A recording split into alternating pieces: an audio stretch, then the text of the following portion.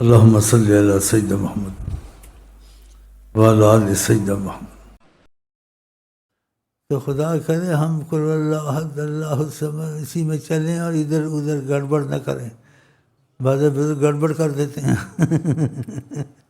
ان کو معافی ہوتی ہے۔ تو خدا کرے ہم لوگ جیسے حواس میں ٹھیک رہیں، تو ایسی باتیں نہ کریں کہ تجھے حق کہوں، انا الحق کہوں، میں بھی حق تو بھی حق ہے۔ کیسے ہو سکتا ہے بھائی؟ قل اللہ احد اللہ الصمد کا کیا مفہوم ہوگا؟ تو ان کو معافی ہوتی ہے۔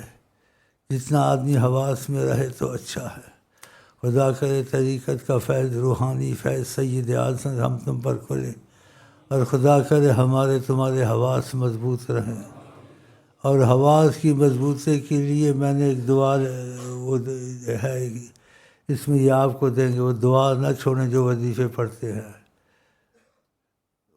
اس میں یہ دعا میں الفاظ ہیں کہ میرے حواس اتنے مضبوط رکھ، جب تیرا فیض الہی، تیرے نبی کا فیض جاری ہو، لا یختل لی نظام ترکیب و بدن ولا عقل، میری عقل کا اور میری حواس کا نظام برابر رہے، صحیح رہے۔ یہ ان کو پتہ ہے بھائیوں کو جو ادھر ٹیلی فون میں، ان کو بولو وہ حواس جو مضبوط رہتے ہیں فیض میں، وہ دعا نہ چھوڑیں، وہ بھی پڑھتے رہیں۔ اور اس کے ساتھ کوئی چیز بھی ہو انسان پر، شیطانی حملے، وسواسی حملے بہت ہوتے ہیں، تو وہ وسواسی جیسے کہ جامع دعا ہے، ہم دیکھیں بہت چھوٹی ہے، بہت حد سے جامع ہے، وہ ہر نماز کے بعد 3 دفعہ پڑھ لیں یا صبح شام 3 دفعہ پڑھ لیں، بہت مختصر ہے۔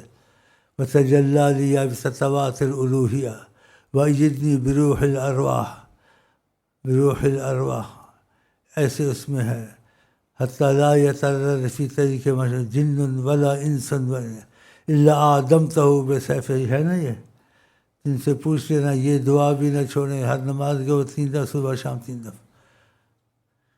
اور اس کے ساتھ 2 دعائیں جیسے تمہارے دل کو ہر وقت خوشی میں رکھیں گی، وہ گھنٹے 2 گھنٹے کے بعد پھر پڑھ لی، گھنٹے 2 چھوٹی سی دعائیں ہیں، 2 منٹ 1 منٹ کی، وہ بھی نہ چھوڑیں۔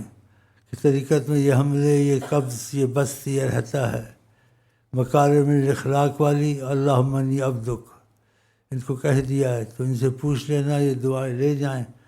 اور جو بھائی بھی وظیفے پڑھتے ہیں وہ ان چیزوں کو نہ چھوڑیں، اور وہ کوشش کریں نبی کریم جس چیز کو پسند کرتے ہیں اس پہ قائم رہیں، بے قدری نہ کریں، بے قدری سے نعمت ہاتھ سے چلی جاتی ہے۔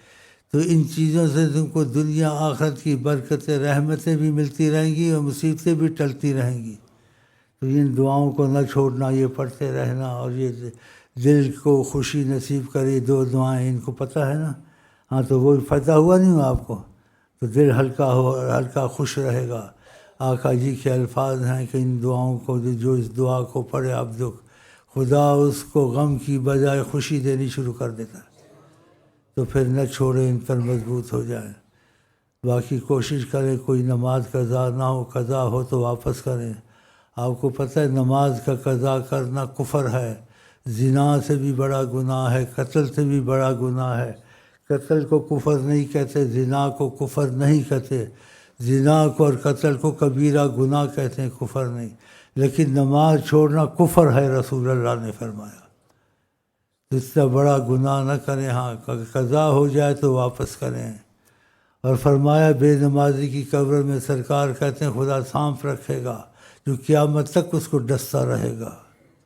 تو اللہ سے پناہ مانگیں، ان چیزوں کی پابندی کریں، کیوں آپ کو پتہ ہے کوئی یہاں رہ نہیں سکتا، موت اٹل ہے، کوئی جان چھڑا سکتا ہے اس سے؟ اول آخر جانا ہے۔ تو آقا جی کہتے ہیں مومن مرتا ہے اس کو راحت ہوتی ہے۔ تو ایمان لے کے مرے گا، ان کاموں کو کرے گا مرے گا، چھوڑے گا تو ایمان رہے گا۔ تو ان چیزوں کو نہ چھوڑیں۔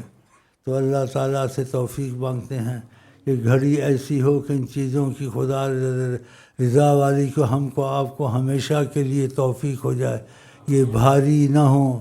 آج کا کام کل پر مت چھوڑو، کہتے ہیں دنیا کا تو آخرت کا چھوڑو، آخرت کا تو پہلے آج کا کام کل پر مت چھوڑو۔ دنیا کا آج کا کل پر ہو جائے تو کوئی بات نہیں، آخرت کا نہ ہو تو انشاءاللہ خدا توفیق دے گا۔